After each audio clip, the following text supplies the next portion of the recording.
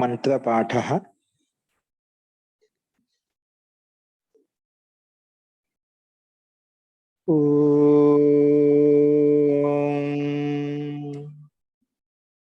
సహనావతు సహనౌ భునక్తు సహ వీర్యం కరవావహై తేజస్వినావదీతమస్తు మా విద్విషావహై. ఓం శాంతి శాంతి శాంతి. సర్వేభ్యో నమః. అందరికీ నమస్కారం అండి. మనము చతుర్థ పాదంలో 1వ అధ్యాయము చతుర్థ పాదంలో ఏక సంజ్ఞా ప్రకారం చెప్పుకుంటున్నాము. అందులో అంగ సంజ్ఞ, పద సంజ్ఞ, ఘీ సంజ్ఞ, నది సంజ్ఞ, లఘు సంజ్ఞ, గురు సంజ్ఞ, ఇవన్నీ ఈ సంధ్య ప్రకరణం నుంచి మనం చెప్పుకుంటూ వచ్చాము. ఆ సంధ్య యొక్క ప్రయోగం మనకు రూపసిద్ధుల్లో ఏ రకంగా ఉపయోగపడుతుంది, ఏ రకంగా పనిచేస్తుంది, అవన్నీ కూడా మనం చూసాము. నిన్న పద సంధ్య గురించి చెప్పుకున్నాము.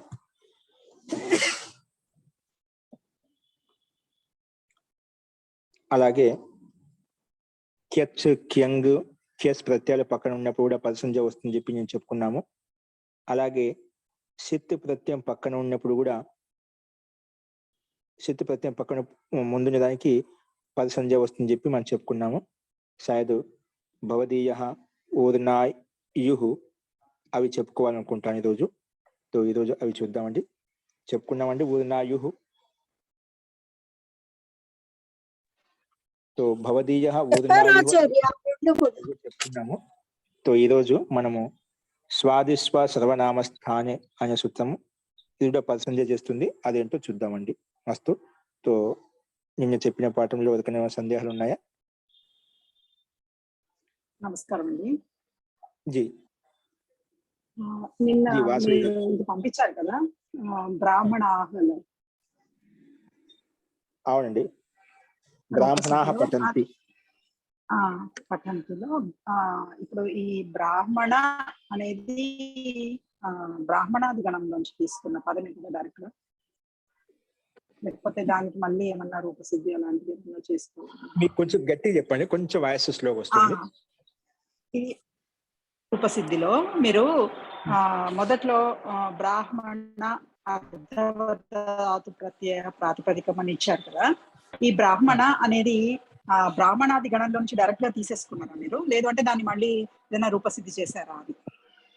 అది బ్రాహ్మణ డైరెక్ట్ శబ్దం తీసుకున్నామండి. బ్రాహ్మణ పఠంతి చూస్తాం కదా, డైరెక్ట్ గా మనము ప్రథమాంత శబ్దం తీసుకున్నాం. ప్రథమ భక్తి బ్రాహ్మణ బహుశ, ప్రథమ భక్తి బహుశలో రూపంగా డైరెక్ట్ గా తీసుకున్నామంట.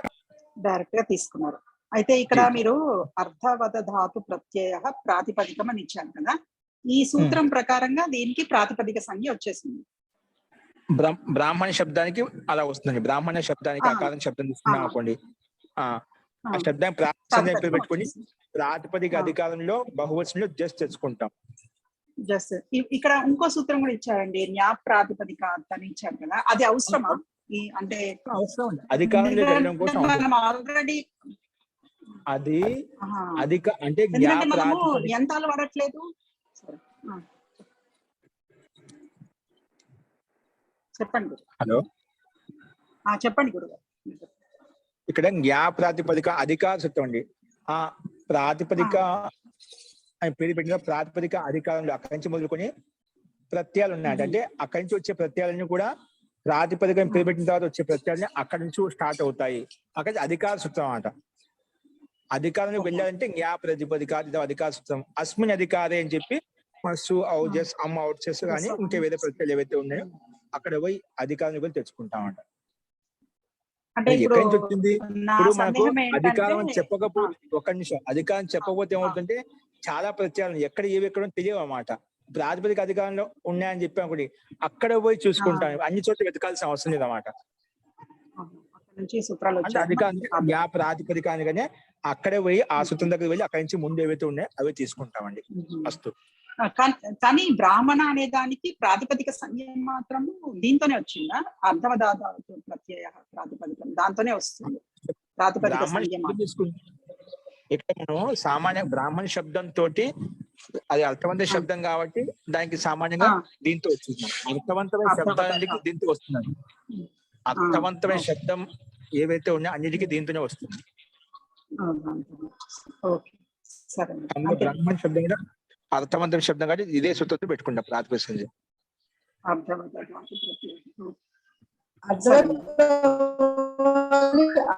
అవ్వాలి, అప్రత్యయం అవ్వాలి ప్రాతిపదిక సంజ్ఞ. ధాతువై ఉండకూడదు, ప్రత్యయాంతమై ఉండకూడదు. అధాతు అప్రత్యయ ప్రాతిపదిక సంజ్ఞ భవతి. అటువంటి అర్థవంతమైన శబ్దానికి ప్రాతిపదికం పేరు. లోకంలో బ్రాహ్మణ శబ్దంలో బ్రాహ్మణ శబ్దం ప్రసిద్ధమైన నామవాచక శబ్దం కాబట్టి అర్థవంతమైన శబ్దమే కాబట్టి మనకి దానికి ప్రాతిపదికం ప్రత్యయము కాదు, ధాతువు కాదు కాబట్టి దాని ప్రాతిపదిక సంజ్ఞ విధించబడింది. ఏదండి అటతి అంటే బ్రాహ్మణ శబ్దం అది ధాతువు కాదు, ప్రత్యయము కాదు కాబట్టి దానికి ప్రాతిపదిక సంజ్ఞ విధించబడింది. అది మూడు రూఢి శబ్దం డైరెక్ట్ గా బ్రాహ్మణ శబ్దమే తీసుకున్నాము. అది ధాతువు కాదు, ప్రత్యయం కాదు, అందుకే ప్రాతిపదిక సంజ్ఞ వచ్చింది. మీరు చెప్పింది కరెక్ట్ అండి. ధన్యవాదాలండి.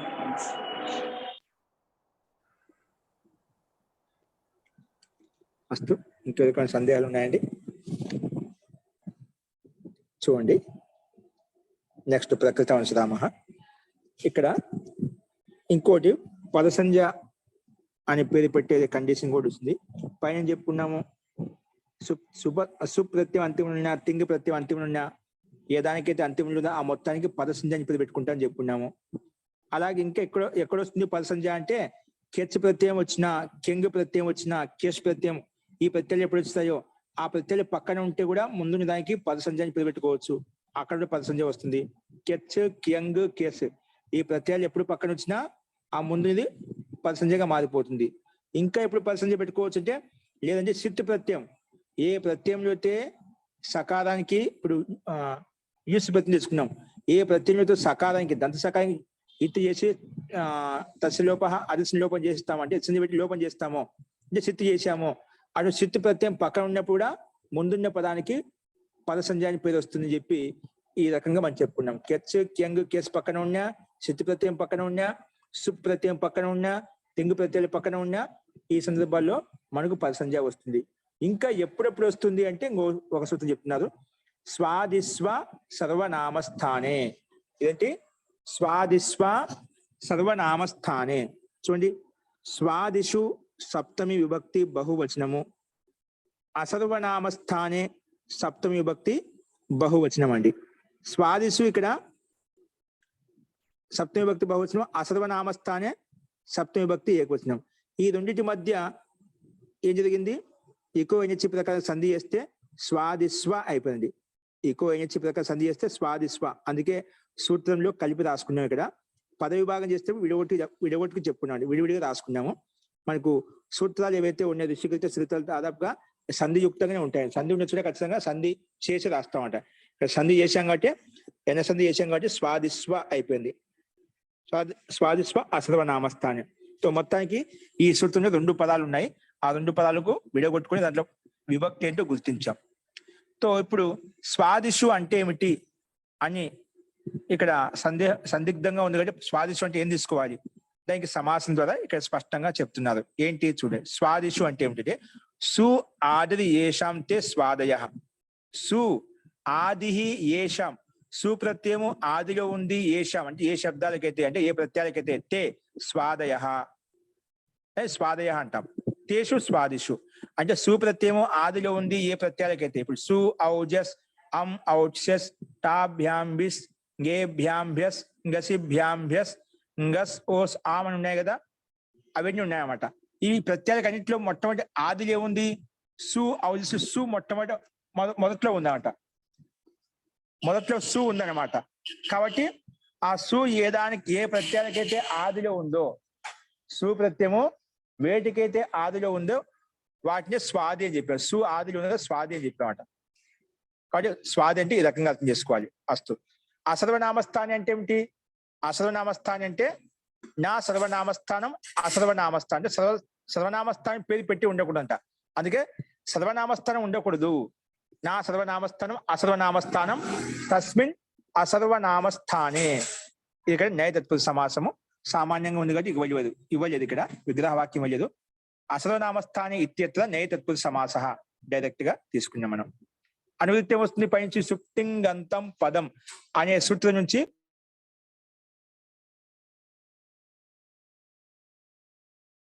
సుప్తింగంతం పదం అనే సూత్రం పద సంజ్ఞకి అనువృత్తి మనకు కనిపిస్తుంది స్పష్టంగా. అస్తు. నెక్స్ట్ ఇప్పుడు సూత్రాలను చూడండి. సర్వనామస్థాన భిన్నేషు సర్వనామ చెప్పే అసర్వనామస్థానం చెప్పేదా? సర్వనామస్థానం పేరు పెట్టిన సూత్రం ఉండకూడదంట. సో సర్వనామస్థాన భిన్నేషు స్వాదిషు ప్రత్యయేషు పరతః పూర్వం పద సంజ్ఞం భవతి. పూర్వం పద సంజ్ఞం భవతి అంటే ఏ ప్రత్యయాలకైతే సర్వనామస్థాన సంజ్ఞని పేరు పెట్టలేదు, శ్రీ సర్వనామస్థానం అని చెప్పి సర్వనామ సంజ్ఞ పేరు పెట్టుకుంటాడు. అలాగా ఏ సూత్రాల ద్వారా అయితే సర్వనామస్థానం పేరు పెట్టలేదో అటువంటి సర్వనామస్థానం పేరు పెట్టిన భిన్నమైన ప్రత్యయాలు ఏవైతే ఉన్నాయో సర్వనామస్థాన భిన్నేషు స్వాదిషు ప్రత్యయేషు. స్వాది ప్రత్యయాలు పక్కన ఉంటే స్వాది అని చెప్పిన సుప్రత్యయము ఆదిలో ఉంది ఏ ప్రత్యయాలకైతే దాన్ని స్వాది అని చెప్పామట. అది ఎంతవరకు వస్తుంది చెప్తాను ఇప్పుడు. స్వాదిషు ప్రత్యయేషు పరత అంటే స్వాది ప్రత్యయాలు పక్కన ఉంటే పూర్వం ఏదైతే శబ్దం ఉందో దానికి పద సంజ్ఞ భవతి. పద సంజ్ఞ భవతి అది దానికి పద సంజ్ఞ పేరు పెట్టుకుంటాం.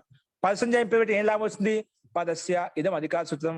ఆ అధికారంలోకి వెళ్ళి అక్కడ ఏ సూత్రాలు ప్రాప్తమయ్యో ఆ సూత్రాల ప్రకారంగా మనము ఏది ప్రాప్తమైతే అది తెచ్చుకొని రూపసిద్ధి తయారు చేసుకుంటాం. అదేవిధంగా ఇక్కడ పద సంజ్ఞ యొక్క ఉదాహరణలు ఏంటివంటే ఇక్కడ రాజ్భ్యాం రాజభిః రాజత్వం రాజత రాజతరః రాజతమః వాగ్భిః ఇవన్నీ పద సంజ్ఞలో అధికారంలో వచ్చేటువంటి రూపసిద్ధిని ఇక్కడ చూపించాలండి. సో ఇక్కడ ఒకటి గమనించండి. ముందుగా స్వాదియోమ్మే స్వాది ప్రతి ఎంతో తీసుకోవాలి అంటే కేవలం స్వాది అంటే సు ఔజస్ ఔట్సెస్ లో ఈ 21 ప్రత్యయాలను ఇవే తీసుకోవాలన్నా ఇంకేమైనా ఉన్నాయా అంటే ఇది స్వాది ప్రత్యయాలు ఎంతవరకు తీసుకోవాలంటే 4, 1, 2 నుంచి అంటే సు ఔజస్ ఔట్సెస్ అనే సూత్రం నుంచి మొదలుకొని ఉరహ ప్రభృతిభ్య కప్ అంటే 5వ అధ్యాయము 4వ పాదము అంటే లాస్ట్ వరకు అంటే ఈ 4వ అధ్యాయం నుంచి మొదలుకొని లాస్ట్ వరకు ఇవన్నీ స్వాది ప్రత్యయాలండి. ఏంటి 21 ప్రత్యయాలే కాదు. సు ఔజస్ ఔట్సెస్ తాభ్యాం బిస్ ఈ 21 ప్రత్యయాలే కాదు, ఇవన్నీ కూడా స్వాది ప్రత్యయాలు అంటాం. అంటే ఈ 21 ప్రత్యయాలే కాకుండా దాని తర్వాత వచ్చే ప్రత్యయాలు కూడా ఏవైతే ఉన్నాయో వాటన్నిటిని కూడా స్వాది ప్రత్యయాలే అంటాము. స్వాది అనగానే మొత్తం 4వ అధ్యాయంలో ఉండేటువంటి ప్రత్యయాల నుంచి మొదలుకొని 5వ అధ్యాయంలో ఉండే లాస్ట్ అంతిమ వరకు ఉండే ప్రత్యయాలు ఏవైతే ఉన్నాయో అవన్నీ కూడా స్వాది ప్రత్యయాల అంతర్గతంలోనే వస్తాయి. ఓకేనా? సో స్వాది అంటే కేవలం 21 ప్రత్యయాలే కాకుండా 4, 1, 2 లేకర్ ఉరహ ప్రభృతిభ్య కప్ అంటే 5వ అధ్యాయం లాస్ట్ సూత్రం అనేది. ఆ సూత్రం అంటే 5వ అధ్యాయం 4వ అధ్యాయంలో ఉండే ప్రత్యయాలు 5వ అధ్యాయంలో ఉండే ప్రత్యయాలు అన్నింటినీ ఏమంటాము? స్వాది ప్రత్యయాలు అంటాము. అందులో ఈ ప్రత్యయాలు అన్నింటికి మొట్టమొదటిగా సుప్రత్యయం సు ఔజస్ సుప్రత్యయం మొట్టమొదటిగా ఉంది కాబట్టి స్వాది అని చెప్పామట. చూడండి ఉరహ ప్రభృతిభ్య కప్ ఇక్కడ ఉంది. 5వ అధ్యాయము 4వ పాదంలో 150 సూత్రం వరకు. ఓకేనా? దాదాపుగా అన్ని వచ్చేసాయి, ఇంకా కొన్ని ఉన్నాయి. సో ఈ సూత్రం వరకు ఉండే మధ్యలో ఏవైతే ప్రత్యయాలు వస్తాయి ఏ సూత్రం ద్వారా అవన్నీ కూడా స్వాది ప్రత్యయాల కింద తీసుకుంటాము. చూడండి ఉరహ ప్రభృత్యంతాత్ బహువ్రీహి కప్ ప్రత్యయో భవతి సమాసాంతః అంటే ఇవి గురించి ప్రకారం ఈ సూత్రానికి ముందు వరకు ఉరహ ప్రభృతిభ్య కపః కప్ సూత్రం ఉందా ఈ సూత్రానికి ముందు వరకు అంటే 50 సూత్రాల వరకు 50 సూత్రాలు ఎక్కడి నుంచి సు ఔజస్ అనే సూత్రం నుంచి మొదలుకొని ఈ సూత్రానికి ముందు వరకు వీటన్నిటి స్వాది ప్రత్యయాలు అంటాం. ఇంత పెద్దగా వీటి యొక్క అధికారం నడుస్తుంది. ఓకేనా? ఇవన్నీ కూడా స్వాది ప్రత్యయాల కింద తీసుకుంటామట. ఓకే? సో అటువంటి స్వాది ప్రత్యయాలకు సర్వనామస్థానం పేరు పెట్టకుండా ఉంటేనా అటువంటి సర్వనామస్థానం పేరు పెట్టినటువంటి ప్రత్యయం ఏది పక్కన ఉన్నా కూడా ముందున్న దానికి ఈ సూత్రం ప్రకారంగా పద సంజ్ఞ పేరు వస్తుంది. 4వ అధ్యాయము 5వ అధ్యాయం నుంచి ఏ ప్రత్యయం వచ్చినా ఆ ప్రత్యయం వచ్చినా కొన్ని దానికంటే ముందుది పద సంజాని పేరు పెట్టబడుతుంది ఈ సూత్రం ప్రకారంగా. కానీ దానికి సర్వనామస్థాన సంజాని పేరు పెట్టి ఉండకూడదు. పేరు పెట్టకుంటేనే ఖచ్చితంగా 4వ అధ్యాయం నుంచి 5వ అధ్యాయం ఏ ప్రత్యయం వచ్చినా ఖచ్చితంగా దానికి పద సంజాని పేరు వచ్చేస్తుంది అన్నమాట. ఓకేనా, ఇది ఈ సూత్రం యొక్క అభిప్రాయము. మళ్ళీ ముఖ్య సూత్రంలోకి వచ్చేసేయండి. ఈ రకంగా సర్వనామస్థాన భిన్నేసు స్వాదిసు ప్రత్యయసు, స్వాది ప్రత్యయాలు పక్కన ఉంటే పూర్వం పద సంజయం పోతుంది, పూర్వంలో ముందున్న దానికి పద సంజ అని పేరు వస్తుంది అని చెప్పి ఈ సూత్రం యొక్క అర్థం చెప్పుకున్నాం. ఇందులో రూపసిద్ధులు మనం క్రమంగా చూద్దామండి. రాజ్భ్యాం, రాజభిహి, రాజత్వం, రాజత, రాజతర, రాజతమ అంటే పదాధికారంలో ఉన్నటువంటి స్వాధిగణంలో ఉన్నటువంటి ప్రత్యయాలకు కొన్ని ముఖ్యంగా భిన్నంగా మార్చి కొన్ని శబ్దాలు చెప్పారు. వీటి యొక్క రూపసిద్ధి ఎలా ఉంటుంది చూడండి పరిశిష్టంలో. అందులో మొట్టమొదటి రాజ్భ్యాం. ఏంటండి రాజ్భ్యాం? ఆ రూపసిద్ధి ఎలా తయారవుతుందంటే చూడండి, మూల ప్రాతిపదికం ఏంటి? రాజన్ ప్రాతిపదికం అండి. ఏ ప్రాతిపదికం? రాజ్భ్యాం తయారు చేయాలంటే మూల ప్రాతిపదికం వచ్చేసి రాజన్ ప్రాతిపదికం. ఆ రాజన్ శబ్దం అనమాట. ముందు రాజన్ శబ్దము. ఈ రాజన్ శబ్దానికే రాజన్ శబ్దము ఇక్కడ చూడండి, రాజన్ శబ్దం అంట. ఆ రాజన్ శబ్దానికి అర్థవద ధాతుల ప్రత్యేక ప్రాతిపదికం అని చెప్పి అర్థవంతమైన శబ్దానికి ప్రాతిపదిక సంజ్ఞ వస్తుంది అని చెప్పి రాజన్ శబ్దానికి ప్రాతిపదిక సంజ్ఞ అని పేరు పెట్టాము. ప్రాతిపదిక సంజ్ఞ పేరు పెట్టడం వెంటనే జ్ఞా ప్రాతిపదిక ఇదం అధికార సూత్రం. ఈ అధికారానికి వెళ్ళాం. ఈ అధికారంలో ఉంది సు ఔజస్ ఔట్సెస్ ప్రకారంగా ఇక్కడ తృతీయ విభక్తి ద్వివచనంలో తృతీయ విభక్తి భ్యాం భిస్, తృతీయ విభక్తి ద్వివచనం వచ్చింది, భ్యాం ప్రత్యయం వచ్చిందన్నమాట. భ్యాం ప్రత్యయం వచ్చిందన్నమాట. కర్తృ కర్ణ తృతీయ ప్రకారంగా సాధకతం కరణం ప్రకారంగా తృతీయ విభక్తి ద్వివచనంలో వచ్చింది, భ్యాం ప్రత్యయం వచ్చిందన్నమాట. అందుకే రాజన్ ప్లస్ భ్యాం, రాజన్ ప్లస్ భ్యాం. సో భ్యాం రాగానే మన ప్రకృతి సూత్రం వస్తుంది. దీనికి భ్యాంకి మన శ్రీ సర్వనామస్థానం అని చెప్పి కానీ ఏదో సూత్రం ద్వారా సర్వనామస్థానం సంజాని పేరు పెట్టారు. మరి సర్వనామస్థానం భిన్న ప్రత్యయం పక్కన ఉంది కాబట్టి భ్యాం అనేది అది స్వాది ప్రత్యయం కాబట్టి స్వాది ప్రత్యయము సర్వనామస్థానం కంటే భిన్నమైన ప్రత్యయము. అటువంటి ప్రత్యయం పక్కన ఉంటే ముందున్నటువంటి రాజన్ శబ్దానికి పద సంజాని పేరు వచ్చేసింది మన ప్రకృత సూత్రం ప్రకారంగా. ఏంటండి ఇది స్వాది ప్రత్యయం అంటే సుప్రత్యయం పక్కన ఉంది కాబట్టి వెంటనే స్వాది ప్రత్యయ పరత మన ప్రకృతి సూత్రం ప్రకారంగా సర్వనామస్థాన భిన్న స్వాది ప్రత్యయసు పరత పూర్వం పద సంజ్ఞా భవతి అనే సూత్రార్థం ప్రకారంగా రాజనికి పద సంజ్ఞాని పేరు పెట్టాం. సో పద సంజ్ఞాని పేరు పెట్టే ఏం లాభం వచ్చింది? వెంటనే పద సంజ్ఞాని పేరు పెట్టిన వెంటనే నలోప ప్రాతిపదికాంతస్య, దానికి రాజానికి ప్రాతిపదికం పేరు ఉంది, ఆ ప్రాతిపదికం పేరు పెట్టి ఉండాలి, ప్లస్ దానికి పద సంజ్ఞానికి పేరు పెట్టి ఉండాలి. ఇప్పుడే మనం పెట్టుకునే స్వాదిస్వ సర్వనామస్థానే అనే సూత్రం ప్రకారంగా ఈ రాజానికి పద సంజ్ఞానికి పేరు పెట్టాం. అందుకే ఈ సూత్రం వచ్చి ఏం చెప్తుంది?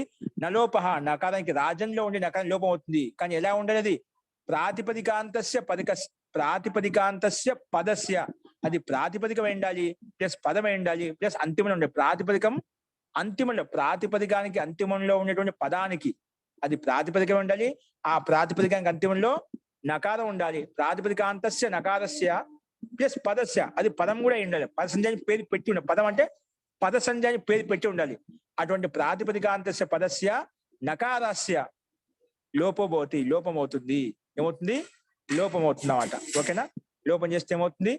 రాజ అని మిగులుతుంది. రాజంలో నా వెళ్ళిపోతే మిగులుతుంది రాజ, అదే మాత్రం మిగులుతుంది అన్నమాట. ఓకే, రాజ. ఇప్పుడు పక్కనే ఉంది భ్యాం ఉంది కదా, రాజా భ్యాం. ఇప్పుడు ఈ సూత్రం ప్రకారంగా రాజభ్యాం కంటే రాజభ్యాం అయిపోయింది. ఈ రకంగా రాజభ్యాం మనకు రూపసిద్ధి సిద్ధిస్తుందండి. ఓకేనా? రాజభ్యాం నకారం లోపం చేయడం ముఖ్య ప్రయోజనం. పద సంజ్ఞ పెట్టడం వల్ల పద సంజ్ఞాన్ని పేరు పెట్టడం ఏం లాభం వచ్చింది? వెంటనే పదాధికారం నలోపహ ప్రాతిపదికాంతస్య ప్రకారంగా పదానికి అంతిమంలో ఉన్నటువంటి నకారానికి లోపం చేశాము. ఇది ఈ సూత్రం యొక్క ముఖ్య ప్రయోజనం. ఓకే, పద సంజ్ఞ పేరు పెట్టడం వల్ల నకారం లోపం చేసుకుంటే రాజ్భ్యాం అనే సూత్రం మనకు సిద్ధించిందండి. అస్తు. నెక్స్ట్ రాజభిహి. రాజభిహి ఎలా తయారవుతుంది? ఇక్కడ కేవలం భ్యాం తెచ్చుకున్నాం, బహుశా బిస్ తెచ్చుకుంటాం అండి. ఏం తెచ్చుకుంటాం? బిస్ తెచ్చుకుంటాం. ఇక్కడ కూడా బిస్ ప్రత్యయం కాబట్టి స్వాది సర్వనామస్థానం భిన్నం ప్రత్యయం కాబట్టి దానికి కూడా పద సంజ్ఞ వస్తుంది మన ప్రకృతి సూత్రం ప్రకారంగా. పద సంజ్ఞ పేరు పెట్టుకోవడం వల్ల ఇక్కడ కూడా నలోపహ ప్రాతిపదికాంతస్య ప్రకారం నకారం వెళ్ళిపోతుంది. అప్పుడు కలిపితే రాజభిస్ అయిపోతుంది. ఇప్పుడు ఏం వెళ్తుంది? రాజభిస్ అయిపోతుంది. ఆ బిస్ లో ఉండే సకారానికి ససజుసోధు కలవసాని విసర్జనీయ ప్రకారంగా విసర్గ చేసుకుంటే రాజభిహి కూడా సిద్ధిస్తుందండి. ఓకేనా? రాజభిహి కూడా రాజభ్యాం రాజభిహి 2 రూపాయలు ఇదే విధంగా సిద్ధిస్తాయి. నెక్స్ట్ సిద్ధి ఏం చెప్పుకున్న రాజత్వం. రాజత్వం అంటే రాజస్వభావం. రాజపణ. పణ అంటే బాలపణ అంటాం కదా. బాలత్వం, వృద్ధత్వం, అలాగే యువత్వం, స్త్రీత్వం, మనుష్యత్వం అలా చెప్తారు. అలాగే రాజత్వం అంటే రాజ యొక్క స్వభావం, రాజు యొక్క వృత్తి, రాజు యొక్క స్థితి ఏ విధంగా ఉందని రాజత్వం అంటామాట. ఏ విధంగా బాలత్వము, వృద్ధత్వము, అది బాలావస్థ, వృద్ధావస్థ ఏ విధంగా చెప్తాం, అలాగే ఇక్కడ కూడా రాజత్వం అంటే రాజపణ అంటే రాజు యొక్క స్వభావం, రాజు యొక్క స్థితి ఏదైతే ఉందో దాన్ని తీసుకోవాలి. ఓకే, రాజత్వం అంటే రాజపణ.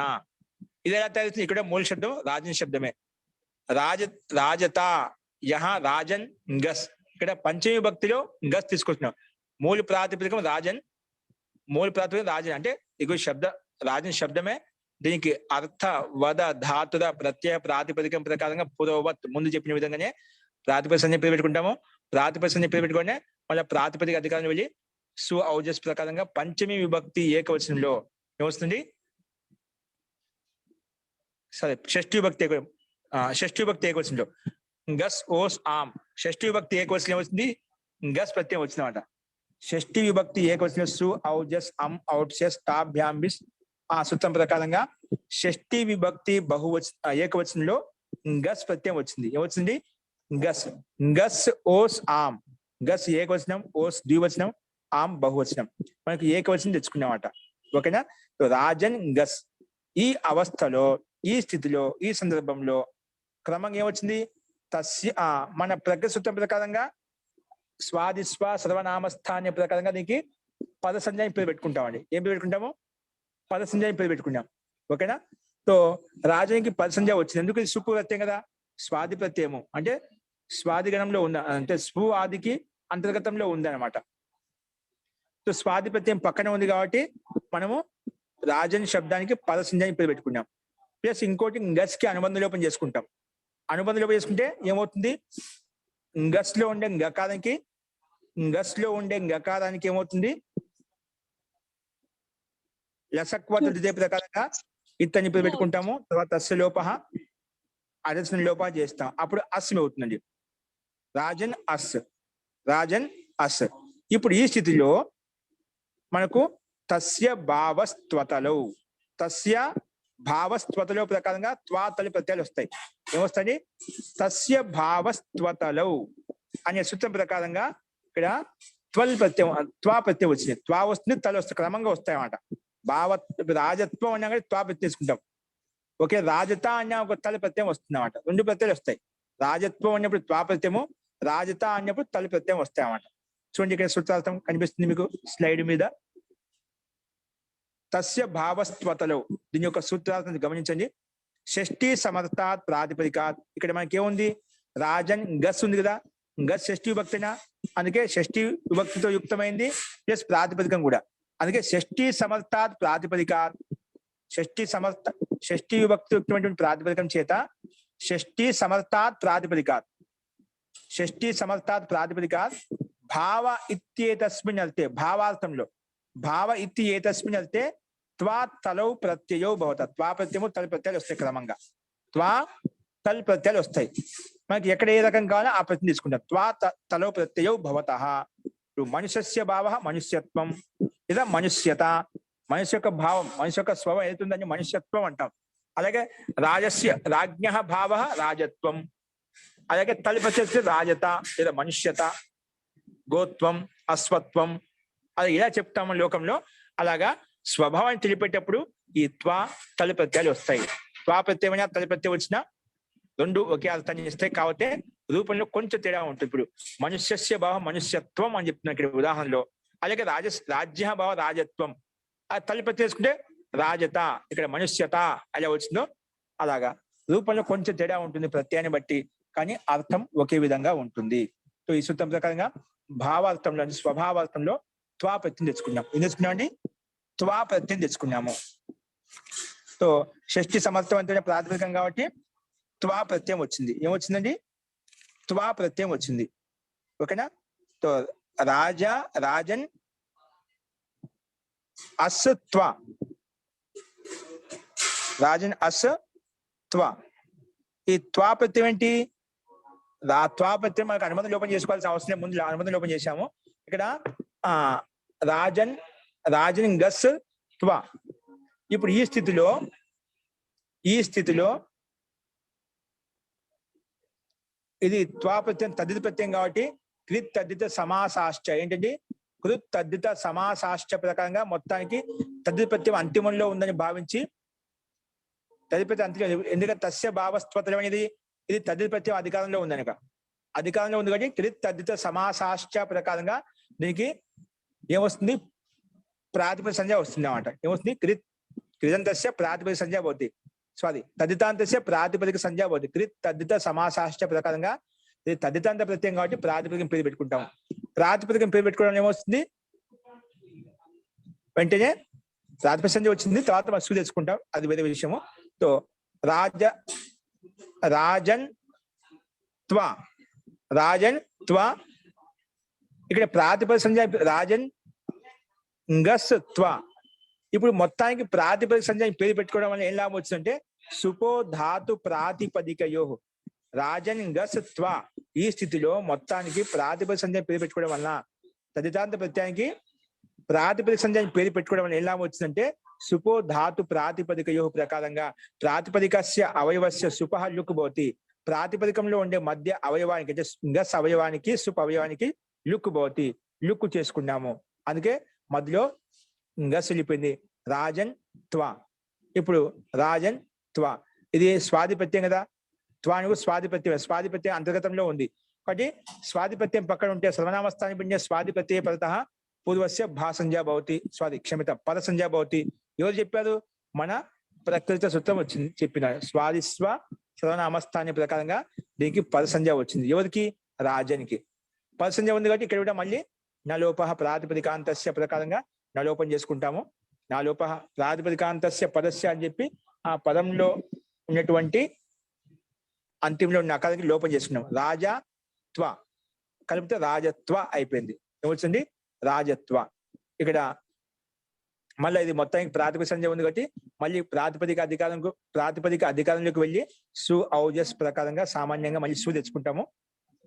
ప్రథమ విభక్తి ఏకవచనంలో సు తెచ్చుకుంటామట. రాజత్వ సు. ఆ సు వచ్చిన తర్వాత రాజత్వ సు ఉంది కదా, ఇది వెంటనే అకారాంత రాజత్వ అనే త్వాల ఆ ఉంది కాబట్టి అకారాంత శబ్దం కాబట్టి వెంటనే అతోం అనే సూత్రం ప్రకారంగా ఏం చెప్పిందంటే ఆ అకారాంత శబ్దానికి పక్కన సు ఉంటే ఆ సుస్థానంలో అమ్మ వస్తుంది అని చెప్పింది. అతోం అనే సూత్రము ఆ సుస్థానంలో అమ్మ వస్తుంది చెప్పింది అన్నమాట. అందుకే రాజత్వ అమ్ము అమ్మ వచ్చిన తర్వాత ఇక్కడ వెంటనే రాజత్వ అమ్మ వచ్చింది కదా. చూడండి ఇక్కడ అతోం ఏమంటుంది? అదంతాత్ నపుంసకాద్ ఉత్తరయోహో స్వమోహ స్థానే ఇత్యయం ఆదేశో భవతి. అదంతాత్ అంటే అకారాంతాత్ నపుంసకాద్, అది అకారాంతమే ఉండేది, నపుంసకమే ఉండదు అనమాట. ఇక్కడ రాజత్వ అనేది ఇక్కడ అవ్యయంతో యుక్తమైంది కాబట్టి ఇక్కడ నపుంసకలింగం కూడా ఇది కాబట్టి అంటే అజంతాత్ నపుంసక ఉత్తరయోహు అకారాంత నపుంసకలింగ వారి అంగానికి పక్కన ఇక్కడ మనకు రాజత్వ వచ్చిందన్నమాట. రాజత్వాలో ఆ ఉందన్నమాట, అంటే అకారాంతం, అది నపుంసకం. కానీ పక్కన ఉండే సూకి గాని అమ్ము గాని సు ఉన్నా అమ్మ ఉన్నా ఆ రెండింటి స్థానం వస్తుంది సు అమోహ స్థానే. స్వమోహం అంటే ఏంటంటే స్వమోహం అంటే ఏమిటంటే సు ప్లస్ అమ్ము కలిపితే స్వమోహం అయిపోయిందన్నమాట. సు స్థానంలో అయినా లేదా అమ్ము స్థానంలో అయినా అమ్మే వస్తుంది. సు ఉండే రాష్ట్రంలో అమ్మ వస్తుంది, ఒకవేళ అమ్మ ఉంటే కూడా అమ్మే వస్తుంది అన్నమాట. ఇక్కడ మనకు సు ఉంది కాబట్టి సు స్థానంలో ఇతి అయం ఆదేశో భవతి. అదంతాత్ నపుంసకాద్ ఉత్తరయోహో స్వమోహ స్థానే ఇత్యయం ఆదేశో భవతి అని చెప్పి ఈ సూత్రం ప్రకారంగా అమ్ము చేసుకున్నామండి. ఓకేనా? సుస్థానంలో అమ్మ వచ్చిందన్నమాట. అమ్మ వచ్చింది కాబట్టి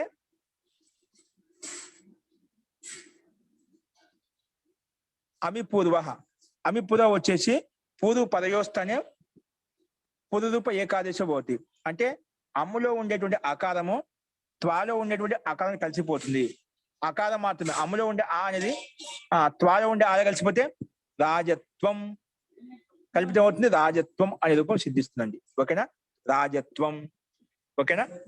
రాజత్వం అనే రూపం మనకు సిద్ధించింది. అదే త్వలి ప్రతి తెచ్చుకున్నాం అనుకోండి, తల్లో ఉండేటువంటి లకారానికి హలంత్యం తస్లోప చేస్తే రాజత వస్తుంది అన్నమాట. ఏమొస్తుంది? రాజత వస్తుంది. ఇక కింద కూడా ఇచ్చాడు పరిశిష్టంలో. రాజత్వం రూపం సిద్ధించిన తర్వాత రాజా తల్, ఇక్కడ కూడా త్వాస్థాన్ తల్ ప్రతి పెట్టుకున్నాం అనుకోండి, ఇక్కడ పరిసంజ వస్తుంది, నలోపం అవుతుంది, రాజా తల్. ఇప్పుడు ఈ స్థితిలో రాజత వచ్చింది, తల్లో లకారం వెళ్ళిపోతుంది హలంత్యం ప్రకారంగా, రాజత వచ్చింది. ఇది అకారాంత శబ్దం కాబట్టి ఇక్కడ అజాద్య తష్టాప్ అనే సూత్రం ప్రకారంగా టాప్ వస్తుంది.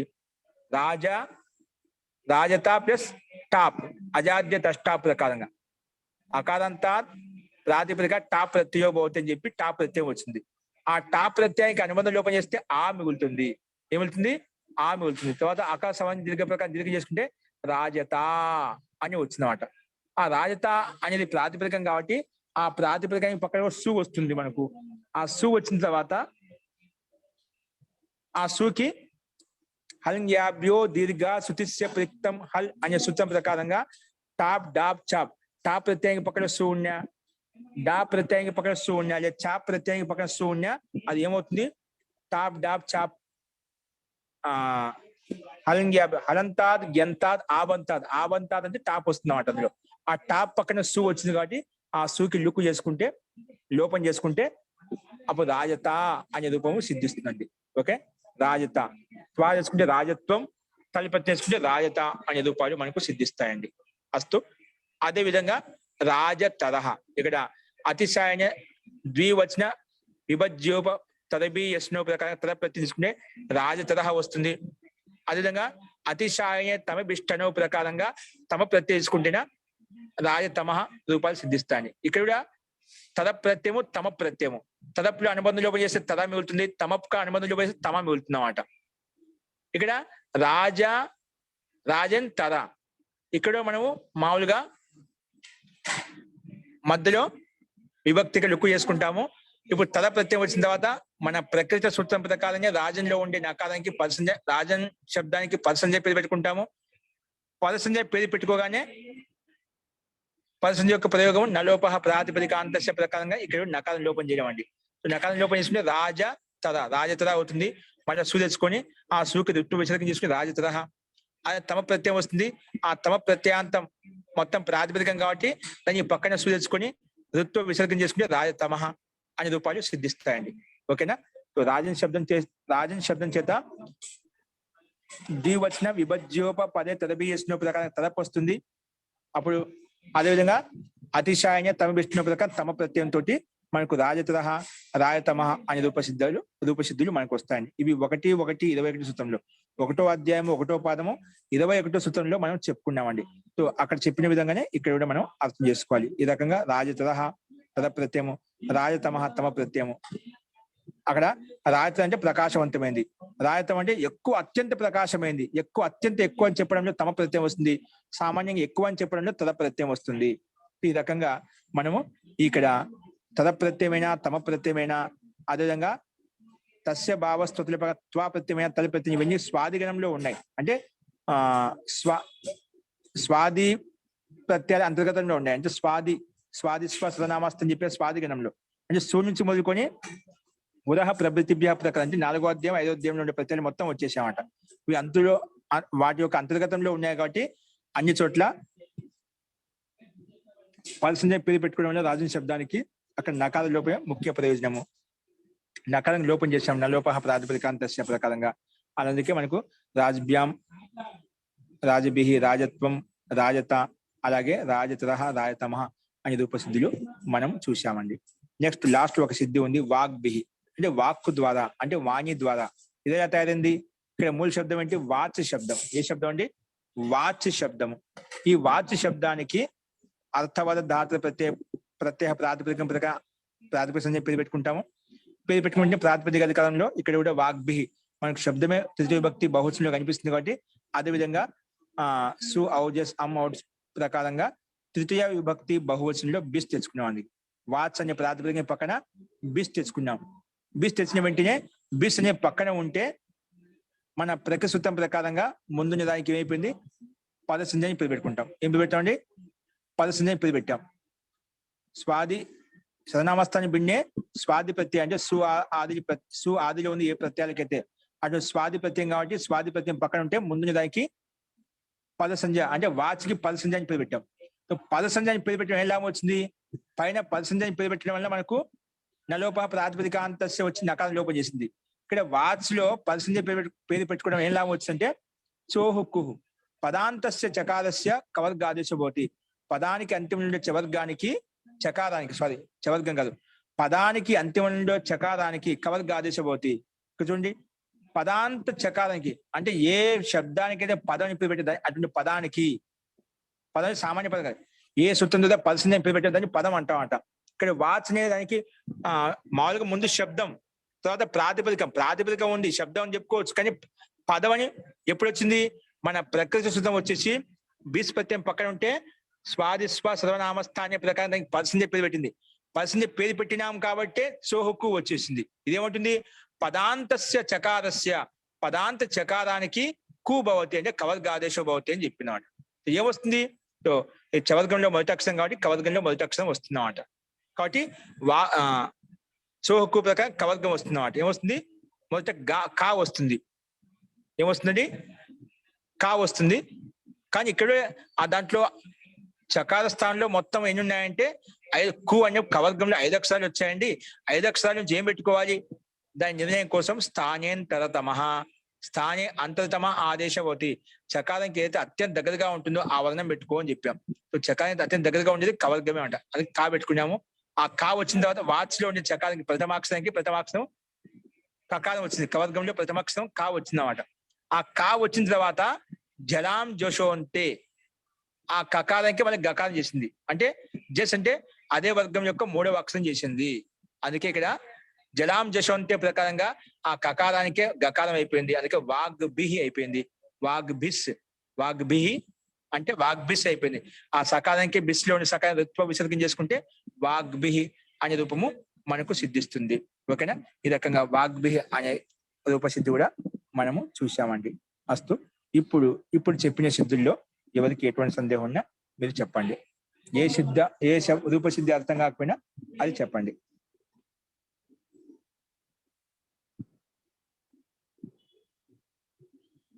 మహోదయ, తరపు శబ్దానికి తరపు ప్రత్యయానికి ఏ సూత్రం వస్తుంది?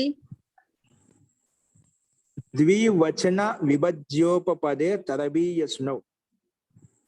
ద్వివచన విభజ్యోపపదే తరబీయస్నౌ. తరప్ ప్రత్యయం ఈశ్వని ప్రత్యయాలు వస్తాయి. ఇక్కడ మనం తరప్ తీసుకుంటామట. ద్వివచన విభజ్యోపపదేన, ద్వివచన విభజ్యోపపదే తరభీయసునౌ. అది మీకు రూపసిద్ధి మనకు అక్కడ ఇచ్చే పరిశిష్టం ఇచ్చారండి, అక్కడ చూసుకోవచ్చు. మనం ఈ రూపసిద్ధి ఎక్కడ వచ్చింది, సూత్ర సంఖ్య ఎక్కడ అనేది కూడా మనకు అక్కడ పరిశిష్టం తెలుస్తుంది.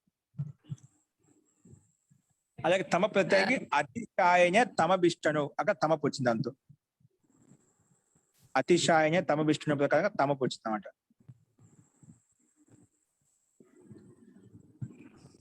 అతిశాయనే తమభిష్టను ప్రకారం తమపు వచ్చింది అన్నమాట.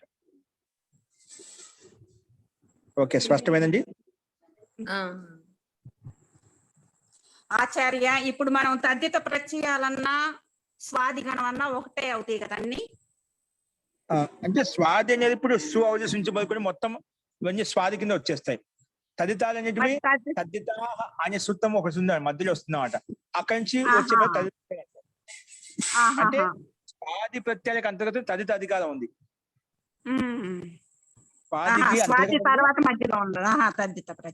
అంతర్గతంలో తదిత అధికారం వచ్చిందన్నమాట. అంతకుముందు 4-5 అధ్యాయాల్లో వచ్చేవాడిని తద్దిత ప్రత్యయాలు అంటాం కదా, అందుకని అడిగానండి. సామాన్య స్థూలంగా అనే సూత్రం నుంచి మొదలుకొని ఉండే ప్రత్యయాలు 4వ అధ్యాయంలో 5వ అధ్యాయం ఉన్నాయి కాబట్టి 4వ అధ్యాయంలో 5 ఉండే ప్రత్యయాలు మనం తదిత ప్రత్యయాలు అని చెప్తాం. ఇప్పుడు తదిత ప్రత్యయాలు స్వాది ప్రత్యయాలు అంటాం, దీన్ని స్వాది ప్రత్యయాలు అంటాం. అర్థమైందండి. ఈ స్వాది ప్రత్యయాల అంతర్గతంలో ఇంకొక అధికారం నడిచింది, ధాతు అధికరణం. సారీ, ఏమంటున్నాం? తదిత ప్రత్యయ అధికరణం. ఓకే, అంటే తది ప్రత్యయాలు ఉంటాయన్నమాట. అంటే మనం ఇలా విభాగం చేసుకునే మనకు అక్కడే తది ప్రత్యయం అంటే అక్కడ తది ప్రత్యయాల్లో ఉండేటువంటి సూత్రం ఎక్కడైతే ఉందో అక్కడికి వెళ్ళి చూసుకుంటామన్నమాట. ఆ, మన సౌకర్యం కోసం ఇలాగా సంధ్య ప్రకరణాన్ని పెట్టుకొని బట్టి వాడాలి పదం మనం. తెలుసుకోవడానికి అర్థం చేసుకోవడం కోసం. ఇప్పుడు నామకరణం మన లోకంలో నామకరణం ఎందుకండి? సౌకర్యంగా సులభంగా అర్థం చేసుకోవడం కోసం. అందరికీ పేరు సమానంగా ఉన్నాయనుకోండి లోక వ్యవహారం నడవదు అనమాట. శాస్త్రీయ వ్యవహారం కోసం సంధ్య పెట్టుకునే తది ప్రకరణం, ఇది పరసంధ్య ప్రకరణం, ఇది భాసంధ్య ప్రకరణం. ప్రకరణాన్ని పేరు పెట్టుకుంటే అవుతుంది, అక్కడే పోయి చూస్తాను, ఇంకా ఎక్కడెక్కడ వెతకాల్సిన అవసరం లేదు అన్నమాట. సౌకర్యం కోసం శాస్త్ర అర్థం చేసుకోవడంలో, అవగాహన చేసుకోవడంలో సులభంగా ఉండటం కోసం ఈ సంధ్య అన్నమాట. దాన్ని బట్టి మనం కార్యం చేసుకోవచ్చు, పనులు చేసుకోవచ్చు, సులభంగా ఉంటుంది. సరే, ధన్యవాదాలు. ఇందులో ఉందండి.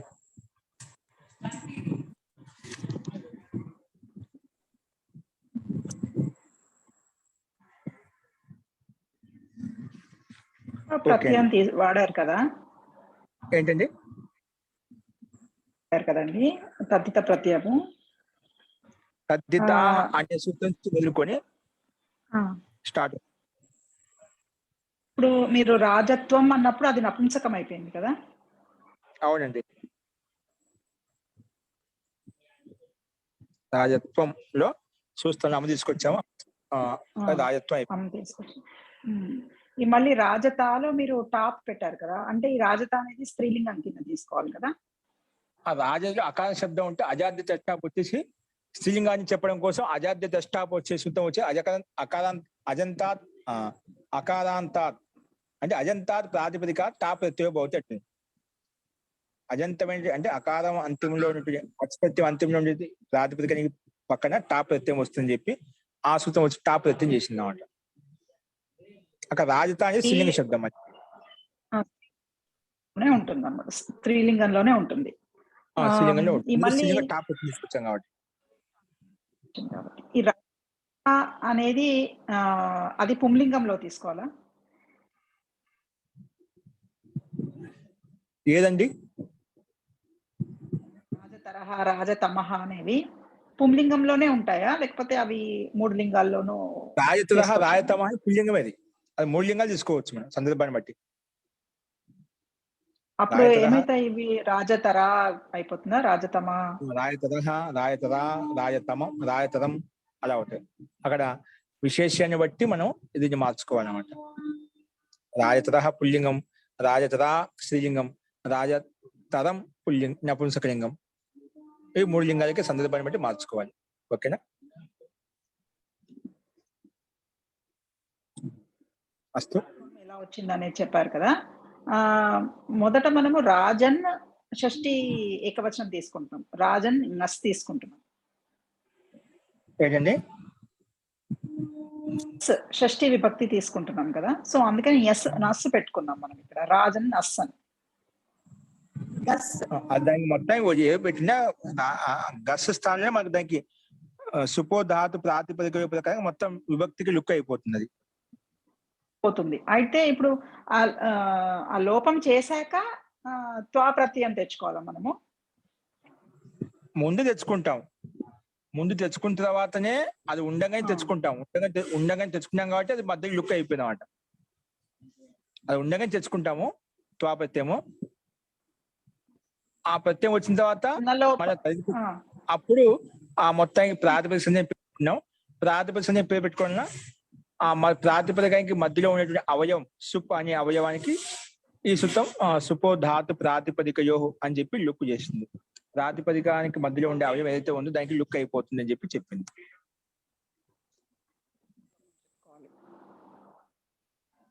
ఓకే,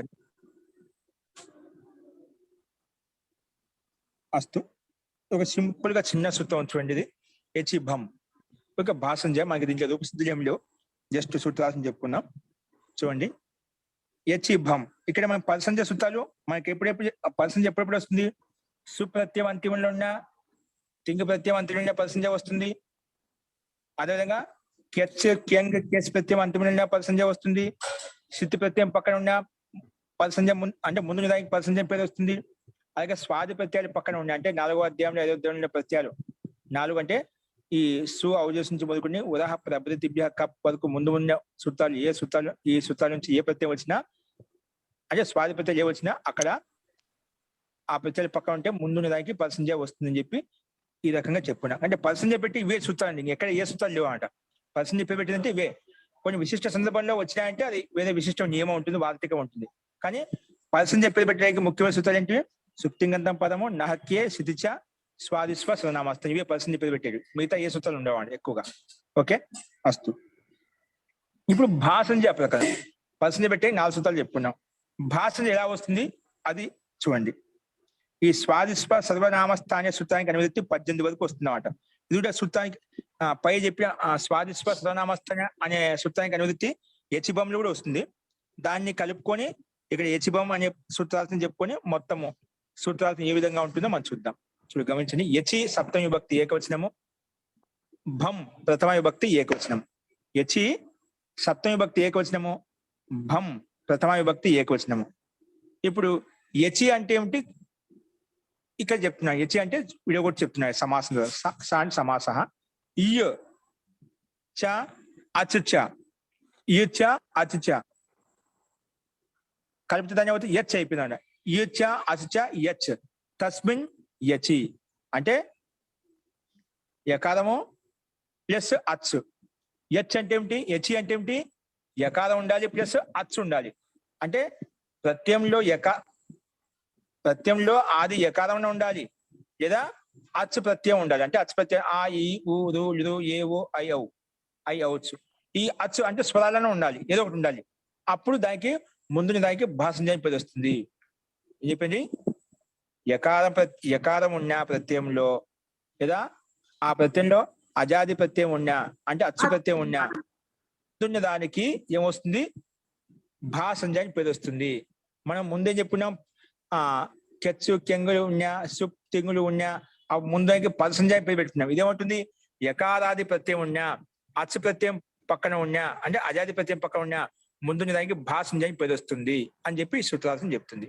చూడండి. అనువృత్తి స్వాదిస్వ సర్వనామస్థానే. దీని యొక్క అర్థం ఏంటి?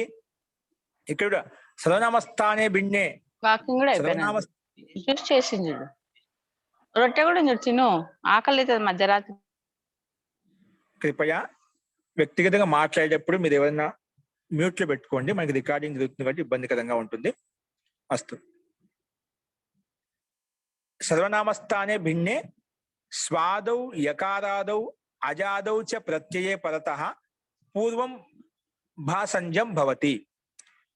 సర్వనామస్థానే భిన్నే. ఇక్కడ కూడా సర్వనామస్థానం అంటే ప్రత్యయనే కావచ్చు, అది సర్వనామస్థానం పేరు పెట్టి ఉండకూడదంట. అందుకే సర్వనామస్థానే భిన్నే, సర్వనామస్థానం కంటే భిన్నమైన ప్రత్యయం ఏదైతే ఉందో సర్వనామస్థానే భిన్నే స్వాదౌ స్వాది ప్రత్యయాలు కానీ యకారాదౌ యకారం యకారం ఆదిలో ఉండాలంట. అంటే ఏ ప్రత్యయానికైతే ఆదిలో యకారం ఉందో యకారాదౌ లేదా అజాదౌ ఏ ప్రత్యయానికైతే ఆదిలో అచ్చు ఉందో అచ్చువర్ణం ఉందో అటువంటి స్వాది ప్రత్యయమే ఉండాలి. ముఖ్యంగా ఆ స్వాదిలో ఎలాంటి ప్రత్యయం ఉండాలంటే యకారం ఆదిలో ఉన్నటువంటి అంటే అటువంటి ప్రత్యయము ఏ ప్రత్యయానికైతే ఆదిలో యకారం ఉందో లేదా అటువంటి ప్రత్యయము ఏ ప్రత్యయానికైతే ఆదిలో అచ్చు ఉందో అంటే అచ్చువర్ణం ఏదైనా కావచ్చు, స్వరాల్లో ఏదో ఒకటి వస్తుంది అన్నమాట. యకారాదో అజాదో చ ప్రత్యయ పరతః. యకారాది ప్రత్యయం కానీ అజాది ప్రత్యయ పరతః ప్రత్యయం పక్కన ఉంటే పూర్వం భాషంజ భవతి. దానికి ముందు దానికి భాషంజ అని పేరు వస్తుంది. ఓకేనా? సర్వనామస్థాన భిన్నే స్వాదౌ యకారాదౌ అజాదౌ చ ప్రత్యయ పరత. స్వాది అంటే స్వాది ప్రత్యయాలు పక్కన ఉన్నా యకారాది ప్రత్యయాలు పక్కన ఉన్నా అజాదౌ చ అజాది ప్రత్యయాలు పక్కన ఉన్నా పూర్వం భాషంజం భవతి అని చెప్పి ఈ సూత్రం చెప్తుందండి. అంటే స్వాది ప్రత్యయం అంటే సు నుంచి మొదలుకొని లాస్ట్ ఉదాహరణ ప్రభృతి పదకొండే ప్రత్యయం ఏ ప్రత్యయం వచ్చినా ఏ ప్రత్యయం కాదు యకారం ఉన్నా ఏ ప్రత్యయం కాదులో అచ్చు ఉన్నా అటువంటి ప్రత్యయాలు పక్కన ఉంటే ముందున్న దానికి ఏమవుతుంది? భాషంజ వస్తుంది అని చెప్పి ఈ సూత్రం విశేషంగా నియమం చెప్పింది అన్నమాట. ఓకే, ఇది ఈ సూత్రం యొక్క అర్థము. సో సూత్రాలు ఏంటి ఇక్కడ? గార్గ్య, వాత్స్య, దాక్షి, ప్లాక్షి. ఇక్కడ మనం చెప్పుకున్నాం గర్గస్య అపత్యం గార్గ్య. గర్గ అనే ప్రాతిపదికానికి గర్గాదిభ్యో యై. గర్గ ప్రాతిపదికం అర్థవత ధాతుల ప్రత్యేక ప్రాతిపదికం ప్రకారంగా అర్థవంత గర్గ అనే శబ్దముకి అర్థవంతమైన శబ్దం కాబట్టి ప్రాతిపదిక సంజ్ఞ ఉంది. ప్రాతిపదిక అధికారంలో ఇక్కడ మామూలుగా గర్గాదిభ్య గర్గ అనే ప్రాతిపదికం చేత ఏని ప్రత్యయం వస్తుంది. ఏకి అనుబంధ లోపం చేస్తే యా మిగులుతుంది. దానికి అత ఉపదాయా ప్రకారంగా ఆదర్శకు వృద్ధి కూడా అవుతుంది. ఆ గార్గ్ యా వచ్చింది. ఇప్పుడు గార్గ్ యా, ఈ స్థితిలో గార్గ్ యా అంటే ఏ ప్రత్యయం యొక్క యకారము. ఇప్పుడు ఈ స్థితిలో మన ప్రకృతి చెప్తుంది యచిబం సర్వనామస్థాని బిన్నే స్వాదౌ యకారాదు. ఇక్కడ ఏముంది? యకారాది ప్రత్యయం ఉంది. యై ప్రత్యయం కదా, గర్గాదిభ్యో యై అని చెప్పుకున్నాం. గర్గా యై యై ప్రత్యయం రాగానే అత ఉపదాయ ప్రకారం ఆది అచ్చుకుడు వృద్ధి కూడా అయిపోయింది. అందుకే గార్గ యై యైకి అనుబంధంలో పోస్తే యా మిగిలింది. గార్గ యా, ఇక్కడ యకారాది ప్రత్యయం పక్కన ఉంది కదా, అందుకే పూర్వం భాసంజా భవతి. యకారాదో ప్రత్యయ పదత పూర్వం భాసంజా భవతి, లేదా అజాదౌ చ ప్రత్యయ పదత పూర్వం భాసంజా భవతి, లేదా స్వాదో ప్రత్యయ పదత పూర్వం భాసంజా భవతి. అంటే ఇక్కడ మనకు అజాది లేదు, స్వాది లేదు, కానీ యకారాది ప్రత్యయం పక్కన ఉంది కాబట్టి ఆ ముందుది ఏది? గార్గ అనే శబ్దానికి భాసంజా వచ్చింది. భాసంజా పేరు ఎలా వస్తుంది? వెంటనే యస్యేతి చ అనే సూత్రం వచ్చేసి యువర్ణాంతస్య అవర్ణాంతస్య భస్య అంగస్య లోపబోతి, యువర్ణాంతస్య అంగస్య లోపబోతి అని చెప్పి అది ఇక్కడ గార్గ గాలో ఉండే ఆకారానికి ఏం చేసింది? లోపం చేసింది. గాలో ఉండే ఆకారం లోపం చేస్తే ఏమవుతుంది? గా హలంతం అవుతుంది. పక్కన యాగితే గార్గ్య అయిపోయిందంట. ముందుగానే గర్గ్ ఆ గర్గ్లో ఉండే యాకి కలిపితే గార్గ్య అని వచ్చేసింది అన్నమాట. ఓకే, ధన్యవాదాలు. గార్గ్య అని వచ్చేసింది అన్నమాట. ఓకేనా? అలాగే వత్సస్య అపత్యం వాత్స్య. వత్స ఇక్కడ గర్గాదిభ్యం ఇక్కడ ఏ వస్తుందండి. ఇది ఎందుకంటే గర్గాది గణంలో ఉంది వత్స శబ్దం కూడా. అలాగే వత్సస్య అపత్యం వాత్స్య, ఇక్కడ కూడా ఆదర్శకు వృద్ధి చేస్తాము. ఎస్, యకారాది ప్రత్యయం పక్కన ఉంది కాబట్టి వాత్స్య అనే రూపం సిద్ధిస్తుందన్నమాట. అలాగే ప్లాక్షి దాక్షి, ఇక్కడ అత దక్ష అనే ప్రాతిపదికం చేత ప్లక్ష అనే ప్రాతిపదికం చేత అత అనే సూత్రం ప్రకారంగా వస్తుంది. వచ్చిన తర్వాత ఇక్కడ ఈలో ఎత్తు ప్రత్యయం పక్కన ఉంది కాబట్టి ఆది అత ఉపదాయ ప్రకారంగా ఉపదాలో ఉండే ఆకారం వృద్ధి చేస్తాము. దాక్ష అయిపోయింది, దాక్షు ప్లాక్ష అయిపోతుంది. ఇక్కడ కూడా అజాది ప్రత్యయం, ఇక్కడ యకాది ప్రత్యయం లేదు, అజాది అంటే ఈజీ ప్రత్యయం ఈ మిగిలింది అనుబంధం లోపం చేస్తే. ఇక్కడ అజాది ప్రత్యయం పక్కన ఉంది కాబట్టి మన ప్రకృతం ప్రకారంగా దాక్షికి ప్లాక్షికి ఏం చేసాము? దాక్షికి ప్లాక్షికి భాసంజాన్ని పేరు పెట్టాం. భాసంజాన్ని పేరు పెట్టడం వల్ల ఇక్కడ కూడా మనకు వెంటనే యస్యేతి చ అనే సూత్రం వచ్చేసి యువర్ణాంతస్య అవర్ణాంతస్య భస్య అంగస్య లోపో భవతి. ఇక్కడ ఏముంది? మనకి యువర్ణ దాక్ష ఉంది, క్షాలో ఆ ఉంది అన్నమాట. క్షాలో ఉండే ఆకారానికి ఏం చేసాం మనము? క్షాలో ఉండే ఆకారానికి యస్యేతి చ అనే సూత్రం ప్రకారంగా మనము లోపం చేసుకున్నామంట. లోపం చేస్తే క్ష హలంతం అవుతుంది. క్ష హలంతం పక్కన అత ఈ ప్రకారం ఈ వచ్చింది కదా, ఆ ఈ క్షాల కలిపితే దాక్షి అయిపోతుంది. ఇక్కడ క్షాకి ఈ కలిపితే ప్లాక్షి అయిపోతుంది. తర్వాత ఇది తదిత ప్రత్యయం కాబట్టి తదిత సమాసాశ్చ ప్రకారంగా మనము తెచ్చుకుంటాము. తెచ్చుకొని ఋత్వ విసర్గం చేసుకుంటే దాక్షి ప్లాక్షి. అలాగే ముందు కూడా గార్గ్య ప్రకారంగా యా తీసుకొచ్చిన తర్వాత అక్కడ ఋత్వ విసర్గం ప్రాతిపదిక సంజ్ఞ ఉంది కాబట్టి మళ్ళీ తెచ్చుకుంటాము. సుకి ఋత్వ విసర్గం చేసుకుని గార్గ్య వాత్స్య అనే రూపాలు మనకు సిద్ధిస్తాయండి. ఓకే, ఈ రకంగా అత ఈ ప్రకారంగా ఈ వస్తుంది. దక్ష ప్లక్ష ప్రాతిపదికం చేత గర్గ వాత్స అనే ప్రాతిపదికం చేత గర్గాదిభ్యో ఏ ప్రకారం ఏ ప్రత్యయం వస్తుంది. ఇక్కడ ఏకారాది అజాది ప్రత్యయాలకు మనకు ఉదాహరణ చూపించారు. ఈ రెండు ప్రత్యయాలు స్వాదికి అంతర్గతంలో ఉన్నాయి కాబట్టి ఇవి దానికి అంతర్గతంలో వచ్చేస్తాయి. ఈ రకంగా యచిభం అనే సూత్రం ప్రకారంగా, దీని సూత్రార్థం ప్రకారంగా ఈ రెండు ఉదాహరణలు మనం చూసామండి. ఓకేనా? తో యకారాది స్వాదౌ యకారాదౌ అజాదౌ చ ప్రత్యయ పదత పూర్వం భాసంజా భవతి అని చెప్పి ఈ సూత్రం చెప్పింది. ఇక్కడ ఏకారాది ప్రత్యయాలు ఉన్నా, అజాది ప్రత్యయాలు ఉన్నా, పదసంజ కాకుండా భాసంజాని పేరు వస్తుంది. ఆ భాసంజాని పేరు పెట్టుకోవడం దానికి ఒక ప్రయోజనం యస్యేతిచ వచ్చేసి వాటికి లోపం చేస్తుంది. ఆ రకంగా మనకు ఇష్ట సిద్ధి గార్గ్య వాత్స్య దాక్షి ప్లాక్షి అనే రూపాలు మనకు సిద్ధిస్తాయండి. అస్తు, ఈ రకంగా ఈ సూత్రంగా మనం చెప్పుకున్నాం. ఇందులో ఎవరికైనా ఏమైనా సందేహం ఉంటే చెప్పండి. ఇప్పుడు రూపసిద్ధిలో కానీ సూత్రార్థంలో కానీ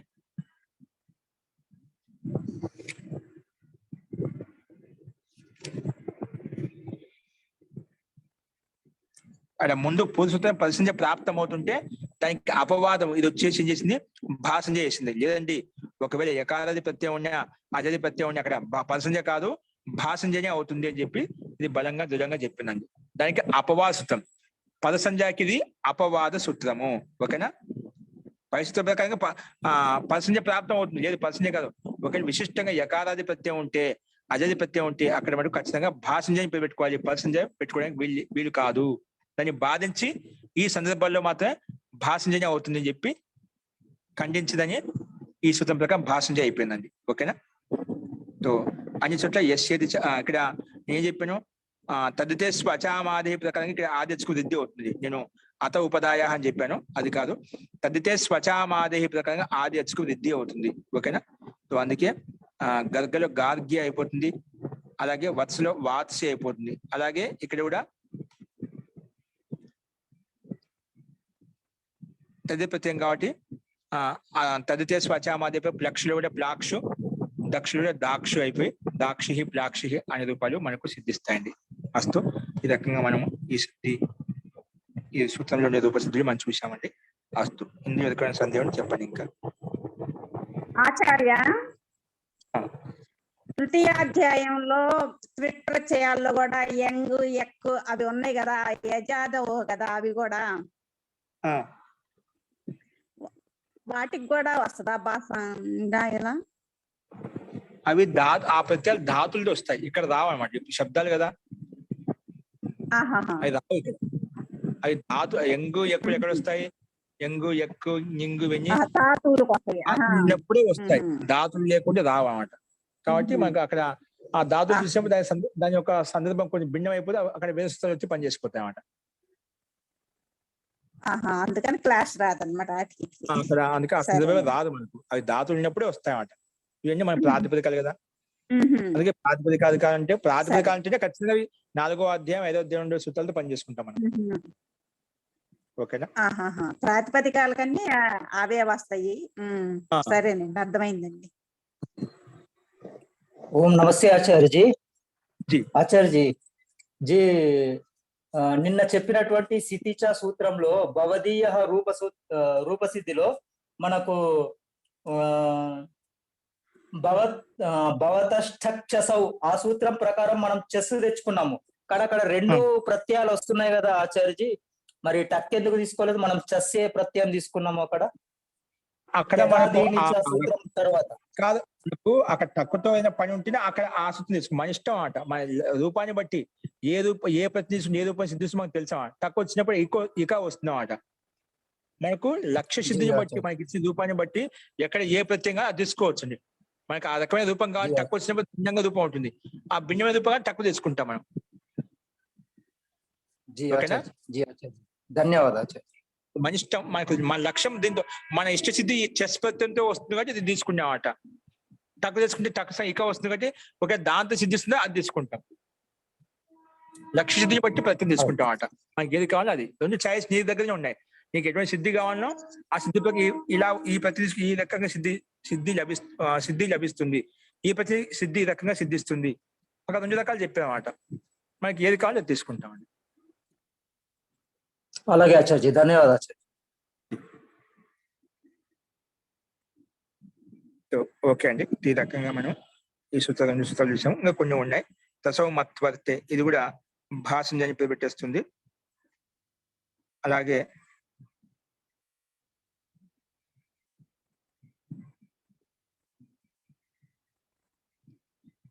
భాషంజ పేరు పెట్టేది ఇది ఒక సూత్రమే. తర్వాత కొన్ని వేరే భిన్న సూత్రాలు ఉన్నాయి, అవి మనం రేపు చూద్దామండి. రేపు ఆదివారం ఎల్లుండి చూద్దాము. అస్తు. ఇంకేమైనా సందేహాలు ఉన్నాయండి? ఓకే అండి. మంత్రపాఠ.